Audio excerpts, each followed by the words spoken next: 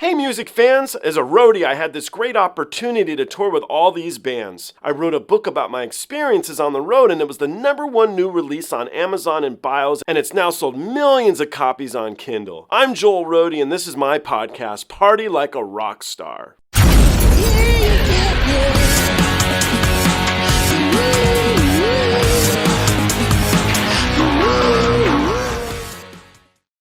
This, of course, would be the obvious way to go with my new friend Scott Palmason here. If you didn't watch any of the Nightwish reactions, Scott has a pretty strong background in opera.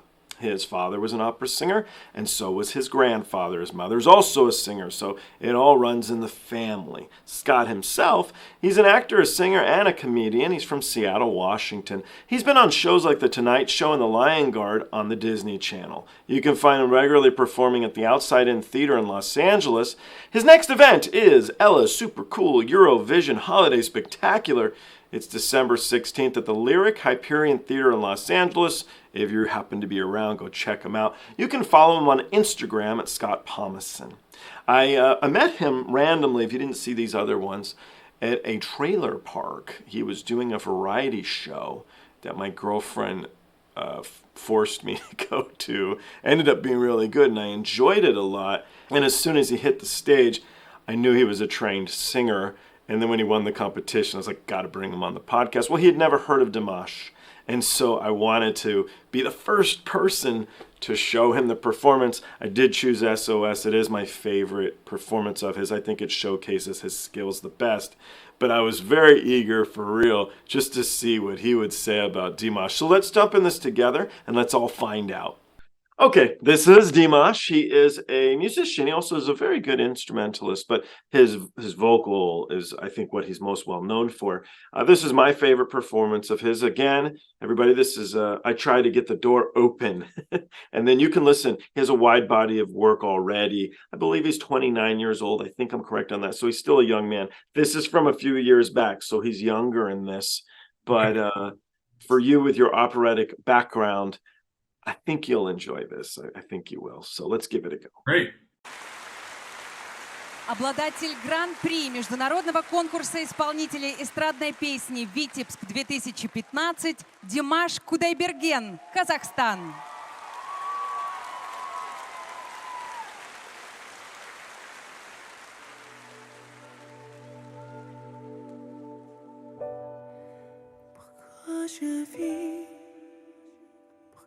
Je meurs,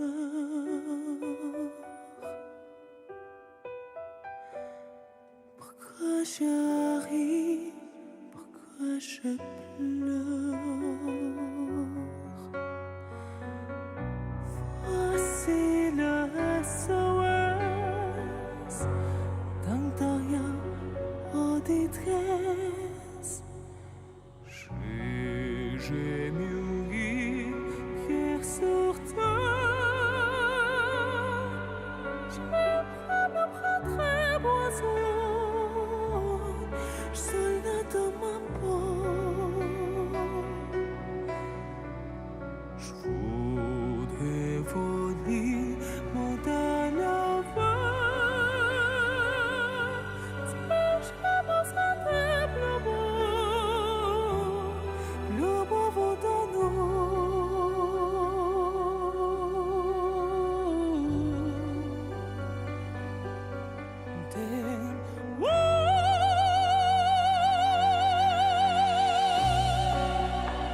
Jeu de jour, coup fou de la vie, avec les bons décennies. J'ai comme deux zombies, tu me t'avances. Je sens quelque chose qui m'attire, qui m'attire, qui m'attire. Voler,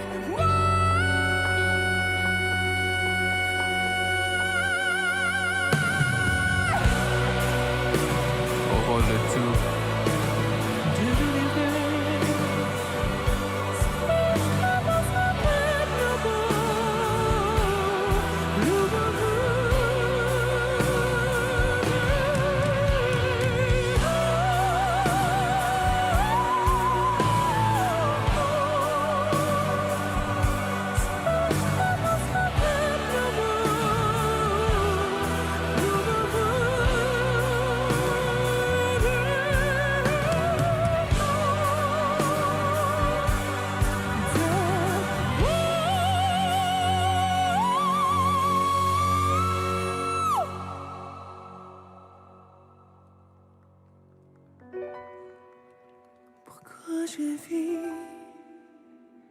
Pourquoi je meurs?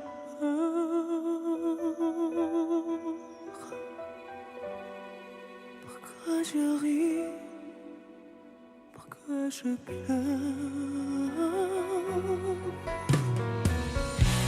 J'y crois comme pénitence. Quel était notre monde? J'ai baigné au vide et sur terre. C'est je me sens de nouveau. Je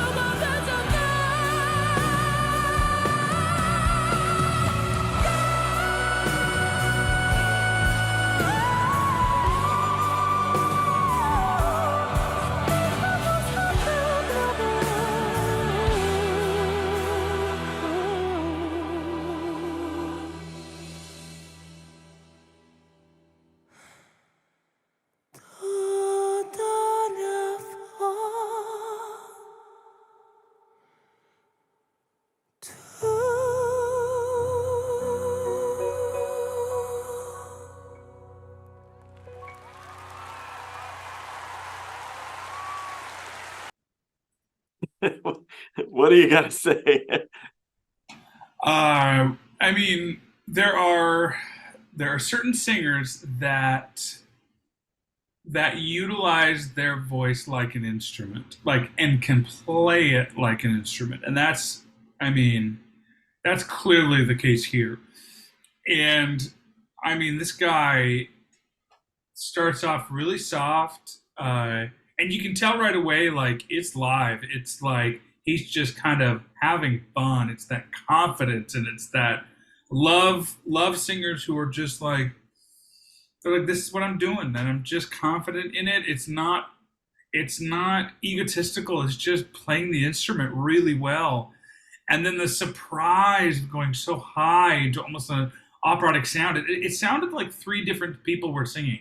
It sounded like we had almost like a beautiful songbird, almost like the one, it reminded me of The Fifth Element, that scene in The Fifth Element where the opera singer in blue is singing, and then, you know, we have this kind of rock voice, and that was great. And then you had almost like a Phantom of the Opera kind of a moment. Like, I really was really impressed. And again, when somebody can jump between instruments or play things super well, it's really impressive. And then there's people doing that vocally, and this was a really kind of a cool representation of that. Yeah, he actually does do the Fifth Element track. And does he really? Yeah, it really does. Yeah, it's cool. It's really good. I mean, what do I win? I win free tickets to his concert? Hey, I'll go with you. That'd be awesome. Yeah, let's go. Yeah. I'd go see that. I mean, that's incredible. So how many years did you do vocal training?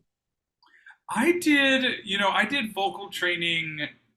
A lot of it was, it's hard to say. So being in a family of singers, it already was kind of there. My mom was a music teacher, so there were instruments and pianos and all sorts of things all over the house. But my main vocal training was in high school. I was in a choir in Seattle where we would study, top 40 pop hits and everything from the Bee Gees to the Beach Boys to Queen to Huey Lewis and the News. I mean, all sorts of stuff. And yeah, I had a lot of that. And that training really was for about 4 years. And then since then, I've continued, I would call spot training. So working with vocal teachers or getting voice lessons and just trying to kind of refine it over the years. But my core vocal training was about 4 or 5 years. Okay, that's neat. So, in a further effort to get to know you, I think Dimash's parents were very instrumental in his success. And I imagine your parents feel the same, or you feel the same about them, I hope. So My question to you, when I was doing a lot of interviews, and I haven't been doing them as much lately, to be honest, they're a lot of work. But I asked all the guests a question. My favorite question came from my friend's daughter, who at the time was in 5th grade. And her Okay. question was, when did you first feel famous? And so I ask you, when in your life did you first feel famous? And you don't have to be Um, literal with fame. You can choose to be if you want to be.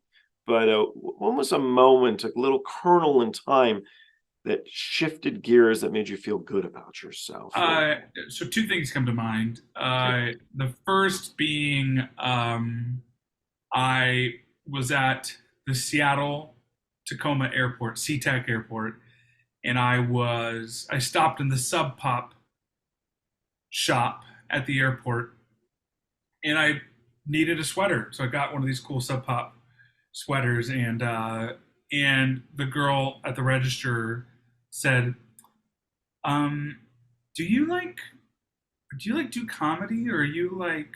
And I literally was signing the check, and I went, and that was the first time somebody had seen me in a show and like called me out in public, and I was like, "Oh yeah," and she was like, I think I saw you in that show that was in Seattle, and I thought you were super cool and got really nice work. And here I am, like in public, like just buying something, and I was like, "That's amazing," and that was just very cool because it was at one of my favorite,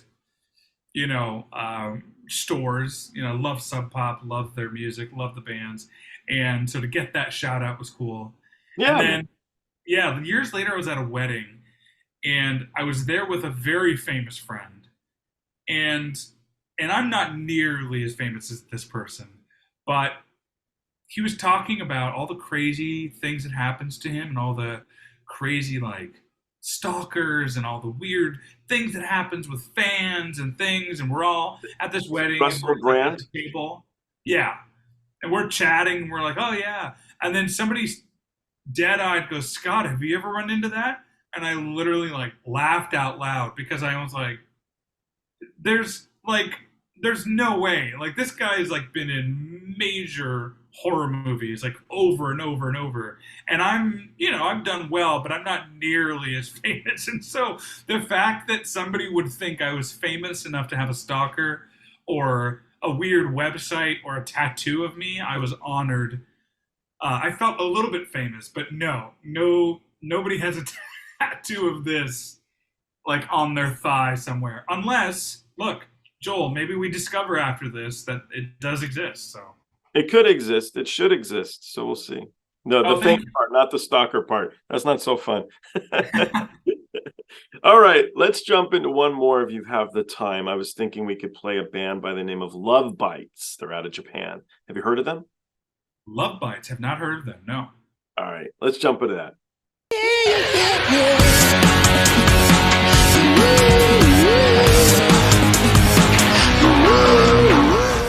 Hey, the podcast is over. What are you still doing here? Well, while you're here, like and subscribe. Thanks.